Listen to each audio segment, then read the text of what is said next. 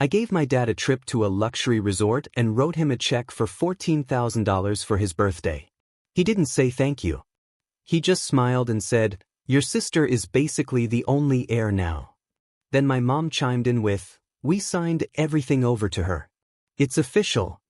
All I could manage was, "Grandma disagrees." 2 days later, certain accounts were suddenly frozen, the paperwork was quietly revised, and their lawyer reached out to me first. Grandma was right beside me, smiling like she'd been waiting for that moment. When Dad opened the envelope, he barely reacted. No raised eyebrows, no shocked expression. Just a calm little nod, like I'd handed him a receipt from the gas station, not a full reservation for a week at Banyan Tree Phuket, his dream getaway, plus a $14,000 check. Mom, sitting next to him, gave me that tight, polite smile she always wore when I did something that made Ellie look small in comparison. "Ellie, how generous of you," she said, her tone somehow making my gift feel like a burden. Then Dad leaned back in his chair, carefully folded the envelope, and dropped the bomb that made my stomach sink. "Your sister is essentially the only heir now." I stared at him, stunned. "What?" was all I got out before Mom cut in. "We've signed everything over to her. It's all official." I just sat there, the steak I'd treated them to turning to dust in my mouth. I'd driven 4 hours just to be there. I'd spent weeks planning the whole thing, working out every detail, balancing my budget, pulling from savings, because deep down I still hoped I mattered to them. But looking at their smug, emotionless faces, I simply said, "Grandma disagrees." That's when Mom's fork froze midair. Dad's smile flickered for a split second. 2 days later, I got a phone call. It was from their lawyer. "Hey, we need to talk," he said. Grandma was right there next to me, sipping her tea like nothing was out of the ordinary. She leaned toward me and said quietly, "Time to fix the paperwork." She smiled, and for the first time in what felt like years, so did I. Growing up, I used to believe that loyalty was what love was built on. So I paid in silence, in obedience, in self-sacrifice. Ellie? She just showed up with presents. That was all it took. And somehow, that was enough. She was the miracle baby, the one Mom almost lost during labor. Her photos were plastered on the hallway wall, 3 frames, 3 different shots. One old album tucked away in a drawer, collecting dust. If she cried, she got a necklace. If I cried, I got told to man up. It didn't matter how much I gave. When Dad's business nearly collapsed during COVID, guess who wired him $10,000 to keep the doors open? When Mom needed emergency dental work but didn't want to tap into her vacation fund. Yep, I picked up that tab too. They never came out and asked. They didn't have to. Just a sigh over the phone. A vague comment like, "Well, I guess we'll cancel the trip unless something changes." That something was always me. I became their safety net over and over again. Meanwhile, Ellie was off, finding herself, in Bali, in Morocco, in Iceland. One yoga retreat at a time. She hadn't worked a real job in 6 years. Her last business was a 3-month Etsy shop selling painted rocks. Dad once sent her $3,000 on PayPal with the note, "Starting a business is tough." And the worst part? I allowed it. I kept telling myself, "You're the stable one, the responsible one. They just need support until things smooth out." But things never smoothed out. They just got better at taking. Every birthday, I pulled out all the stops. New parts for Dad's truck. Spa packages for Mom. Groceries, home repairs, even their Netflix account. All on me. Ellie? She'd waltz in with a $6 bottle of wine and a selfie stick, and they'd act like she walked on water. Then came Dad's birthday this year. That resort trip? It was supposed to be my last big gesture. Not a bribe. Not a desperate cry for attention. Just a gift. No strings attached. Something honest. I booked it months ahead of time. Got a deal. Arranged private guides for hikes, spa packages, the works. The $14,000 was meant to be a bridge. A symbol of love. Instead, they handed me a wrecking ball. "We've signed everything over to Ellie." No heads up. No explanation. No conversation. I wasn't just cut out of the will, I was wiped from it entirely. Dad didn't even look at me when he said it. He just swirled his wine and kept eating. Like we were talking about the weather. Ellie wasn't even there. Didn't need to be. Her absence made more noise than my presence ever had. She won by default, again. I drove home in silence that night, white-knuckling the steering wheel, my vision blurry from pure, quiet rage. And I wasn't even mad at them anymore. I was furious with myself. For all the years I tried to buy their love. For bending over backwards just to be the good son. The dependable one. But the moment I said, "Grandma disagrees," something in me cracked open. Because here's what they didn't know, Grandma, their mother, had quietly reached out to me last year. She was older now, but still sharp, sharper than either of them. And she'd had enough. She'd seen it all. The favoritism, the way they milked me for money, the way they made Ellie their little project. "Your sister's not the problem," she told me one afternoon. "Your parents are. She just learned it from them." Then she said something I'll never forget. "I changed my will. You'll understand why soon."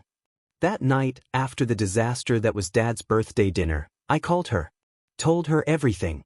She didn't say much at first. Just a calm, "I'll handle it." 2 days later, their accounts began freezing one by one. Their lawyer came unglued, called me in a panic, practically sweating through the phone. Turned out, they'd overlooked a few clauses in the family trust. Clauses Grandma still had full control over. That official handover to Ellie? And the lawyer called me first, not them, because Grandma had made me the executor. And that was only the beginning. On the call, he tripped over his own words. "Seems there's been a misunderstanding," he mumbled. A misunderstanding? That was rich. What he really meant was, "You're no longer calling the shots, and we're all terrified." He tried to play it off, used phrases like temporary hold, routine clarification, and nothing personal. But when I asked him point blank, "Who has power of attorney now?" he went dead silent for 6 seconds. Then finally admitted, "Technically, your grandmother." Technically. Meanwhile, my parents were blowing up my phone like they were in high school. 15 missed calls, a dozen text messages, and one pitiful voicemail from my mom, whispering, "We need to talk. It's not what you think." Not what I think. They'd made it painfully clear, I didn't count. They wanted to meet. Somewhere neutral. I picked Grandma's house. As soon as they walked in, Mom had her trademark watery eyes loaded up. Dad wore that cold, lawyerly mask. Calculated, distant. Ellie? She showed up wearing sunglasses indoors. Probably still coming down from whatever her latest healing journey was. Grandma didn't waste a second. She sat at the head of the table with a neat stack of folders in front of her, like a judge about to hand down a verdict. I took the seat to her right, the spot that used to belong to Ellie. "Let's begin," Grandma said, steady as ever. Dad cleared his throat. "I believe there's been some overreach here." Grandma didn't even blink. "No. What there's been is a correction." Mom jumped in, desperate. "This is a family issue. We can't afford to disrupt the estate." Grandma fired back. "Exactly. It is a family matter. That's why I stepped in. You thought you could rewrite history and cut my grandson out, the only one in this family actually showing up for others." Mom's face flushed blotchy red. "We never excluded him." I didn't raise my voice. I didn't need to. "You looked me dead in the eye and said Ellie was the only heir now. After all I've done, all the money I gave, all the support I've provided, you treated me like I was never part of this family." Ellie scoffed. "Oh please. Don't act like some martyr." I turned toward her, calm but firm. "Ellie, 3 years ago, I paid off your debt consolidation. You told me it was for medical bills, but it was actually credit card debt from that trip you took to Tulum. I know that because I sent the payment directly to the lender. And I kept quiet." She didn't say a word. "Remember when your apartment flooded and Dad claimed the landlord was being unfair? I later found out the truth. You ignored a leak for months. I covered the repairs. And when you got evicted anyway, I paid first and last month's rent at the next place. You've always assumed I'd just keep fixing things in the background. That I'd stay silent." She froze. No comebacks. Not this time. Grandma slid one of the folders across the table. These are the new documents, she said. The family trust now names him as the primary beneficiary. She nodded toward me, then glanced back at my parents. Not Ellie. Not either of you. Her voice stayed even. I've rewritten the distribution clauses. I've also canceled the power of attorney you tricked me into signing 2 years ago. Your little retirement cushion? Gone. Mom gasped. You can't just. I can, Grandma snapped. And I did. Your lawyer already confirmed it. Dad clenched his jaw, trying to hold it together. So what now? He growled. You're going to punish us for everything we built together? You built nothing with me, Grandma said, voice ice cold. Everything I gave you was meant to support our family. You turned it into a self-serving machine, one built on entitlement and vanity. Ellie stood up, sunglasses still on. This is insane. What, he gets everything? The house? The shares? That's not fair. I didn't flinch. I spoke evenly. I'm not taking everything. Just what's mine. What's owed. Mom made one last desperate attempt, tears finally falling. We didn't mean to hurt you. We thought you'd be fine. You're always the strong one. And there it was. That's exactly the problem, I said, cutting through her apology. You treated my love like it was endless. Like you could bleed me dry and I'd still show up smiling with more gifts. Well, I'm done showing up. I'm not your backup plan anymore. Dad slammed his hand on the table. You ungrateful. Grandma rose to her feet, steady as a mountain. 90 years old and still commanding the room like a battlefield. You will not raise your voice at him, she said. Not in my house. Not again. Silence. Then she turned to me. Gave me a small smile. We're done here. And just like that, it was over. They stormed out in a mix of disbelief and outrage. But I stayed behind. For the first time in my life, I wasn't the one being ignored. They didn't see it coming. The look on their faces when Grandma shut that folder, it was almost funny. Like they genuinely believed their grip on the family fortune was unshakable. Like they couldn't imagine I'd ever stand up for myself. But that meeting? That was just the spark. 3 days later, the dominoes started falling, fast. The family lawyer, who'd always acted more like Dad's personal assistant than an actual legal professional, quietly sent over a letter. It said his firm would no longer be representing them due to a conflict of interest. Translation: he realized the tide had turned, and the winning side didn't wear a Rolex. And then came the audit. See, Grandma hadn't just rewritten the trust. She'd gone one step further, hired a forensic accountant. Turns out, a bunch of those so-called gifts to Ellie weren't acts of generosity. They were unauthorized withdrawals, taken straight from a joint family account connected to the trust. Worse yet, some of the paperwork had forged signatures, including mine. I sat in a meeting beside Grandma, 2 lawyers, and the accountant, listening as they broke it all down, how over $87,000 had been siphoned off through bogus emergency loans that never got reported. Most of that money lined up perfectly with Ellie's sudden need for healing retreats, luxury cosmetic work, and that 2-month escape to the Maldives she called a reset. The paper trail was crystal clear. I didn't need revenge. The truth was doing the heavy lifting for me. By the end of that week, every account my parents had leaned on was either frozen or completely restructured. That little retirement plan they'd been nursing, funded by the trust, poof, gone. They were going to have to rely on their own savings now. You know, like regular folks. Dad left me a voicemail. Just one. I hope you're proud of yourself.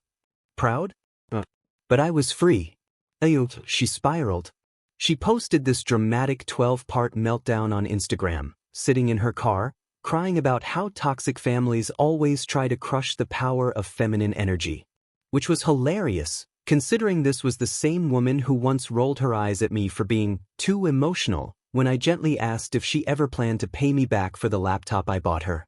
But the best part? The comments. People weren't buying it, because I posted the receipts. Literal ones. Screenshots of payment confirmations, emails, signed IOUs, proof.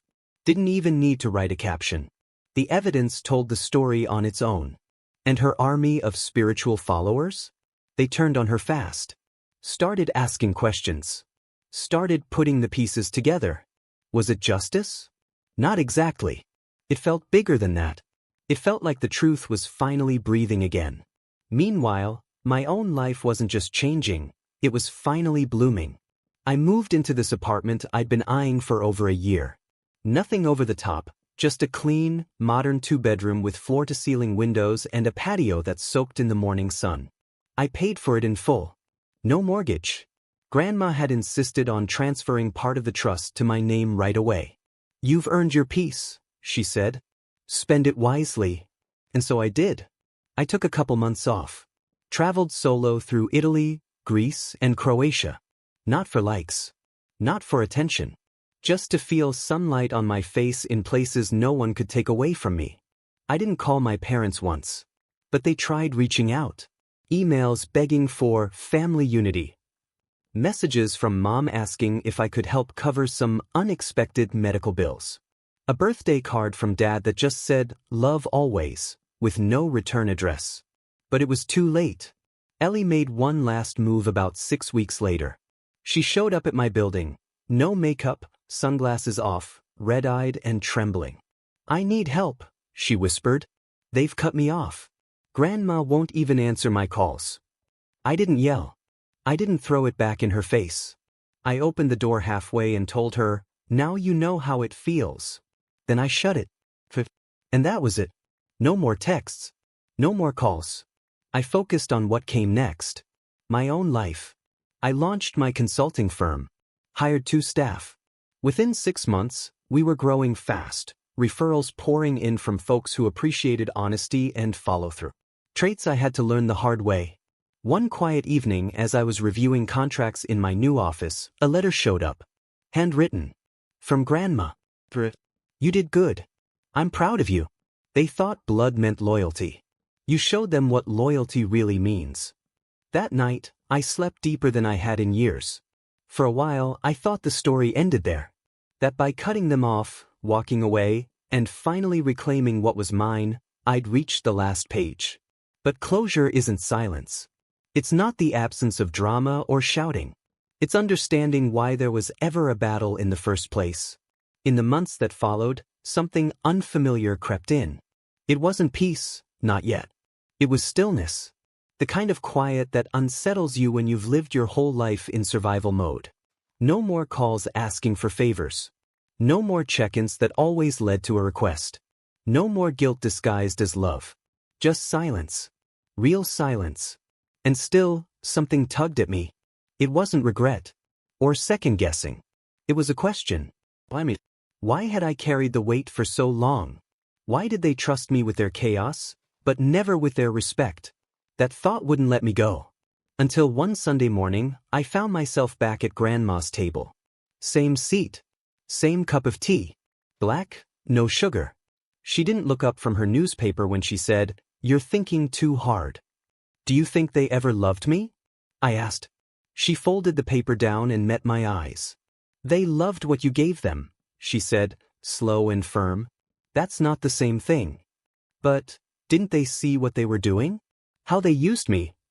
"They saw," she said, her voice flat. "They just didn't care."